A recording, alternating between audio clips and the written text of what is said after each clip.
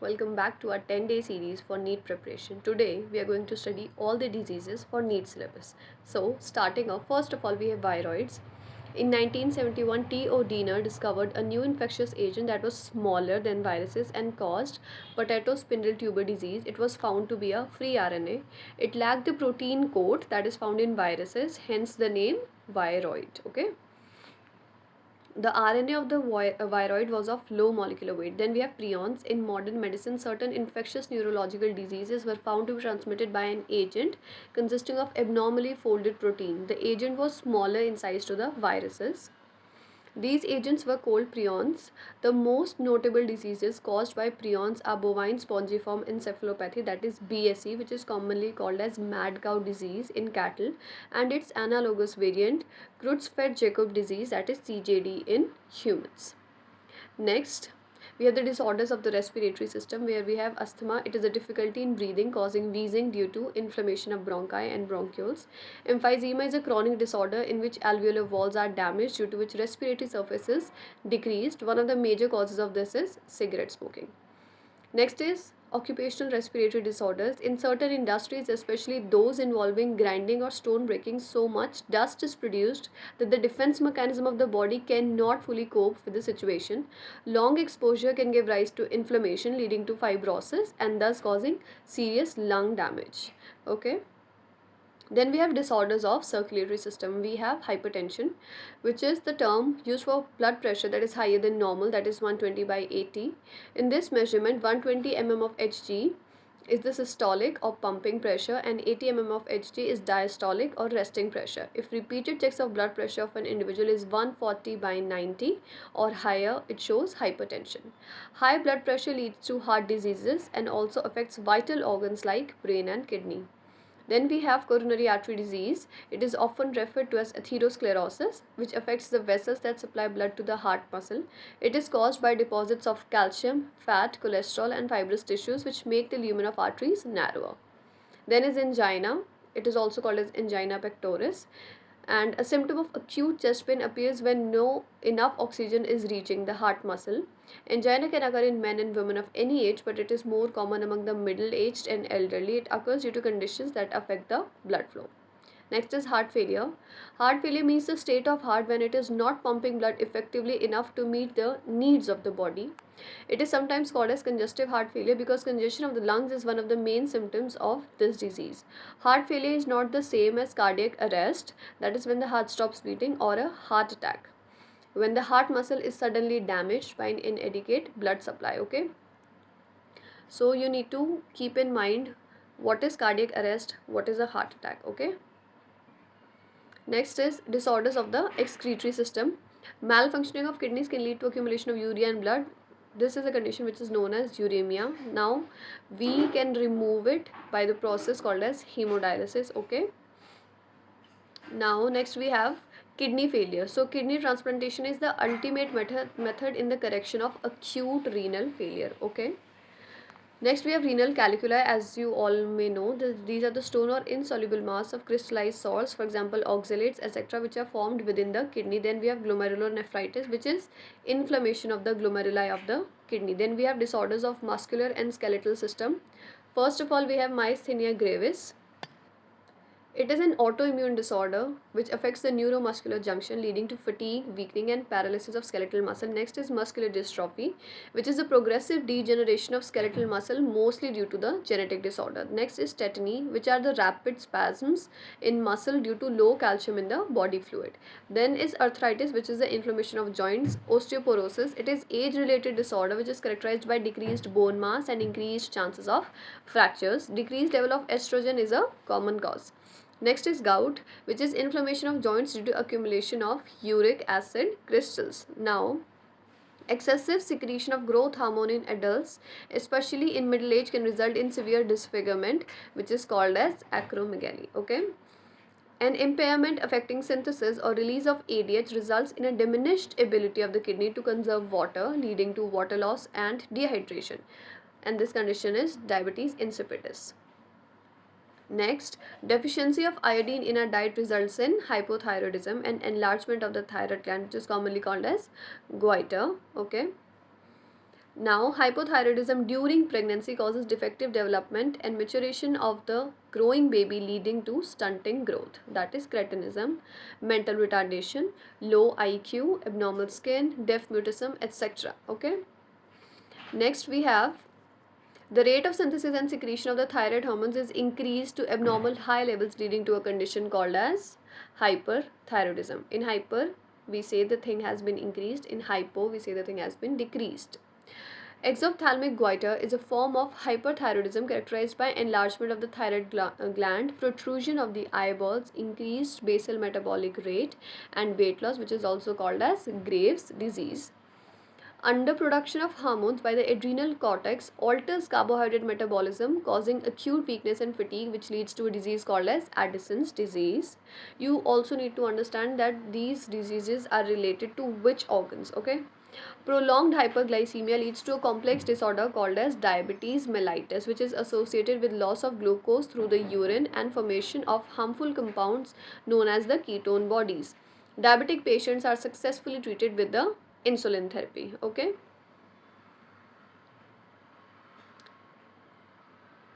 Next, pollen grains of many species cause severe allergies and bronchial afflictions in some people, often leading to chronic respiratory disorders that are asthma, bronchitis, etc. It may be mentioned that Parthenium or carrot grass that came into India as a contaminant with imported wheat has become ubiquitous in occurrence and causes pollen allergy. Next, we guys are going to talk about sexually transmitted infections, that are STIs. So, as you may know, the main infections that are transferred are gonorrhea, syphilis, genital herpes, chlamydiasis, genital warts, trichomoniasis, hepatitis B, and the most discussed, that is HIV, which leads to AIDS.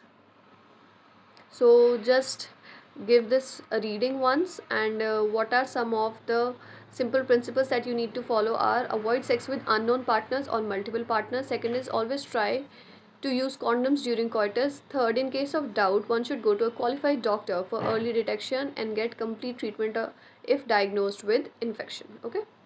Next is color blindness. It is a sex-linked recessive disorder due to defect in either red or green cone of the eye, which results in the failure to discriminate between the red and green color. This defect is due to mutation in certain genes present in the X chromosome. It occurs in about 8% of males and only about 0.4% of females. This is because the genes that lead to red-green color blindness are on the X chromosome. Males have only one X chromosome and females have two. Okay. Now, the son of a woman who carries the gene has a 50% chance of being colorblind. The mother is not herself colorblind because the gene is recessive. That means that its effect is suppressed by her matching dominant normal gene. A daughter will not normally be colorblind unless her mother is a carrier and her father is colorblind. Next is hemophilia, which is a sex-linked recessive disease which shows its transmission from unaffected carrier female to some of the male progeny has been widely studied. In this disease, a single protein that is a part of the cascade of proteins involved in clotting of blood is affected. Due to this, in an affected individual, a simple cut will result in non-stop bleeding. The heterozygous female, that is carrier for hemophilia, may transmit the disease to sons. The possibility of a female becoming a hemophilic is extremely rare because mother of such a female has to be at least carrier and the father should be hemophilic, which is unviable in the later stage of life. The family pedigree of Queen Victoria shows a number of hemophilic descendants as she was a carrier of this disease. Next, we guys are going to talk about sickle cell anemia. This is an autosome-linked recessive trait that can be transmitted from parents to the offspring when both the partners are carrier for the gene, that is heterozygous. The disease is controlled by a single pair of allele HBA and HBS. Out of 3 possible genotypes, only homozygous individuals for HBS, that is both are HBS, show the diseased phenotype. Okay. Now, you also need to remember the substitution is of glutamic acid by valine, okay, and on which chain? That is at the 6th position of the beta globin chain of the hemoglobin, okay. Next, we have phenylketonuria, and this is an inborn error of metabolism. It is also inherited as the autosomal recessive trait. The affected individual lacks an enzyme that converts the amino acid phenylalanine into tyrosine, okay. Next is thalassemia, which is again an autosome linked recessive blood disease transmitted from parents to the offspring when both the partners are unaffected carrier for the gene, that is heterozygous. The defect could be due to either mutation or deletion, which ultimately results in reduced rate of synthesis of one of the globin chains, that is alpha and beta, that make up the hemoglobin. Okay. Now again you need to remember what are the closely linked genes, that is HBA1, HBA2, and they are present on chromosome number 11 of each parent, and this is a quantitative problem of synthesizing too few globin molecules, while the latter is a qualitative problem of synthesizing an incorrectly functioning globin. So they can ask you an MCQ based on these. Next we have chromosomal disorders. The chromosomal disorders on the other hand are caused due to absence or excess or abnormal arrangement of one or more chromosomes. Okay, so failure of segregation of chromatids during cell division result in gain or loss of a chromosome, that is called as aneuploidy. Okay, failure of cytokinesis after telophase stage of cell division results in an increase in a whole set of chromosomes in an organism, and this phenomenon is known as polyploidy. Right, now we are going to study Down syndrome. So why is it caused? It is caused due to the presence of an additional copy of chromosome number 21. So that is trisomy, means we have three chromosome number 21. Okay. Next, this disorder was first described by Langdon Down, therefore the name. The affected individual is short stature with small round head, furrowed tongue and partially open mouth. Palm is broad with characterized palm crease. Physical, psychomotor and mental development is retarded. Next is Klinefelter syndrome. This genetic disorder is also caused due to the presence of an additional copy of X chromosome, which results into a karyotype of 47, that is XXY. So such an individual will have overall masculine development. However, the feminine development, that is we will see development of breast, that is gynecomastia, it is also expressed, and such individuals are sterile. Next is Turner syndrome. Such a disorder is caused due to the absence of one of the X chromosomes, that is 45 with XO. Such females are sterile as ovaries are rudimentary, besides other features including lack of other secondary sexual characteristics. Next we have typhoid. As you all know, it is caused because of Salmonella typhi. Okay, and how do they enter? They enter through the small intestine via the food and water which is contaminated with them and migrate to other organs.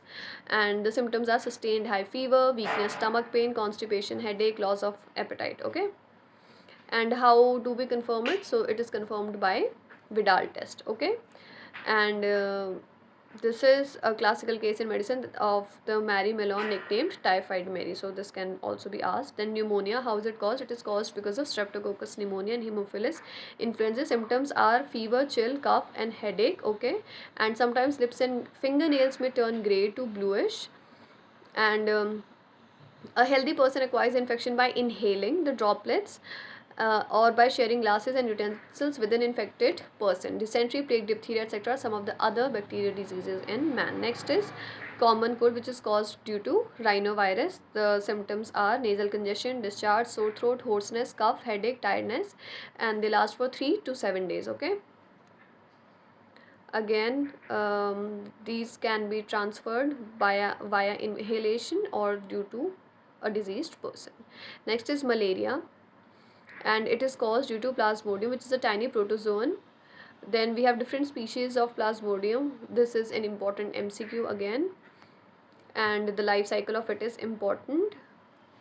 And the female Anopheles mosquito is the vector of it.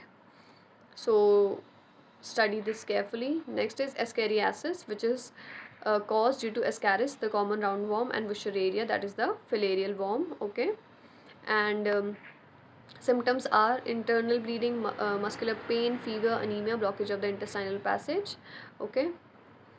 Next we have Elephantiasis or Filariasis, which is caused due to Wuchereria. Now there are two species, Wuchereria bancrofti and malai. Both of these are important. Next, ringworms. These are caused due to the fungi which belong to the genera Microsporum, Trichophyton and Epidermophyton. Okay. Next, then we also have some precautions like maintenance of personal public hygiene and keeping your body clean, eating clean fruits, using clean towels and everything.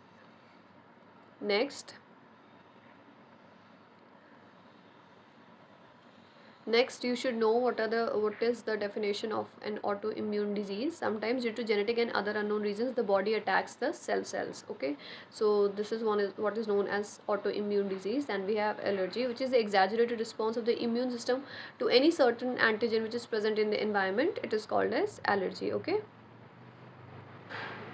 and it is mostly due to the release of chemicals like histamine and serotonin. Okay, and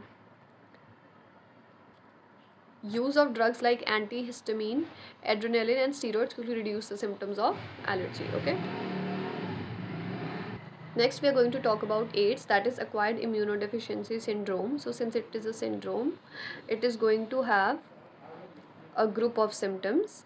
Now, it is caused due to HIV, that is human immunodeficiency virus. Okay, and its transmission is due to sexual contact with the infected person, by transfusion of contaminated blood and blood products, by sharing injected needles, as in case of intravenous drug abusers, and from infected mother to her child through placenta. Okay, so then we have this replication of retrovirus, that how does it spread.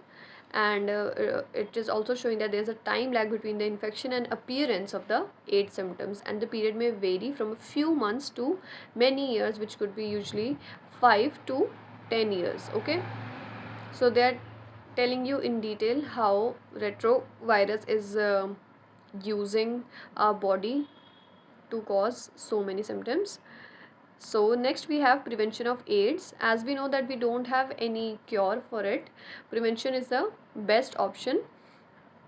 Now we are also trying to create more awareness through NGOs, and WHO is also trying to start programs so that people are aware of it. And infection with HIV or having AIDS is something that should not be hidden, since then the infection may spread to many more people. Okay, they need help and sympathy instead of being shunned by the society. Okay, then we have cancer, which is one of the most dreaded disease of human beings, and it is a major cause of death all over the globe. And there are certain properties that the cancer cells have which are different than the normal cells. Okay, so in our body, cell growth and differentiation is highly controlled and regulated, but in cancer cells there is breakdown of these regulatory mechanisms. Normal cells show a property called as contact inhibition, that whenever they are growing and they come in contact with another cell, they stop growing, but the cancer cells lack this. As a result of this, cancerous cells just continue to divide, giving rise to masses of cells called as tumors. And tumors, then they are of two types, benign and malignant. Benign are the ones which remain confined to one place. The malignant, on the other hand, are a mass of proliferating cells which are called as neoplastic or tumor cells. These cells grow very rapidly, invading and damaging the surrounding normal tissues. Okay. Then we have this property which is called as metastasis. And what are the causes of cancer? We have carcinogens, which are the cancer causing agents. Then we have viruses, which are oncogenic viruses, which have viral oncogenes. We have cellular oncogenes, we have proto-oncogenes. Then we have cancer detection and diagnosis, that the sooner the cancer is going to get detected, the sooner we can try to cure it. Okay, and it is mainly done on the basis of biopsy and histopathological studies of the tissue and blood and bone marrow test for increased cell counts in the case of leukemias. Then we also have techniques like radiography, we have CT, we have MRI, and we also have antibodies against cancer specific antigens which can be used for detection of certain cancers. Okay. Now, techniques of molecular biology can be applied to detect genes in individuals with inherited susceptibility to certain cancers, because it can be transmitted in the generations as well. Then we have such individuals may be advised to avoid exposure to particular carcinogens to which they are susceptible, example tobacco smoke in case of lung cancer. Then what is the treatment of cancer? The common approaches for treatment of cancer are surgery, radiation therapy, and immunotherapy. In radiotherapy, tumor cells are irradiated lethally, taking proper care of the normal tissue surrounding the tumor mass. Several chemotherapeutic drugs are used to kill the cancerous cells. Some of these are specific for particular tumors. Majority of drugs have side effects like hair loss, anemia, etc. Most cancers are treated by combination, okay, of surgery, radiotherapy, and chemotherapy. Tumor cells have been shown to avoid detection and destruction by the immune system. Therefore, the patients are given substances called as biological response modifiers such as alpha interferon, which activates their immune system and helps in destroying the tumors. So that was all for today, guys. So give it a good read and try to remember all the details. Thank you.